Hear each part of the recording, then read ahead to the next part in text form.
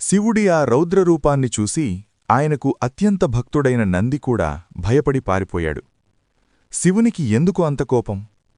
ఆ ఆలయంలో శివుని ముందు నంది ఎందుకు ఉండడు? ఈ కథ దక్ష ప్రజాపతి నిర్వహించిన యజ్ఞంతో ప్రారంభమవుతుంది.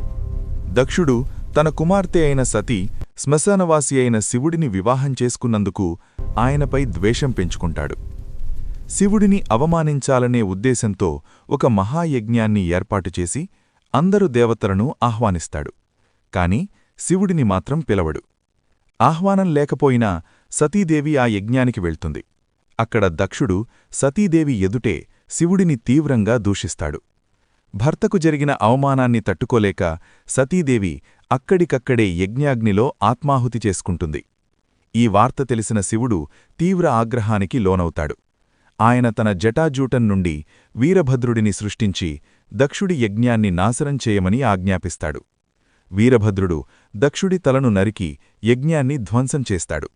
అయినప్పటికీ శివుడి కోపం చల్లారదు.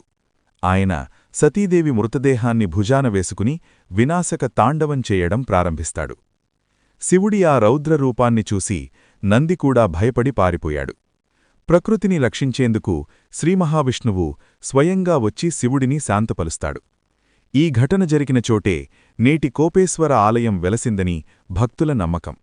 ఇది మహారాష్ట్రలోని కోల్హాపూర్ జిల్లా ఖిద్రాపూర్లో ఉంది. శివుడి కోపాన్ని తగ్గించడానికి విష్ణువు అక్కడ వెలిశాడని చెబుతారు. అందుకే ఈ ఆలయ గర్భగృహంలో శివలింగానికి ఎదురుగా నందికి బదులుగా మహావిష్ణువు విగ్రహం ఉంటుంది. భగవాన్ శివుని భక్తులందరూ కమెంట్లో హరహర మహాదేవా అని కమెంట్ రాయండి.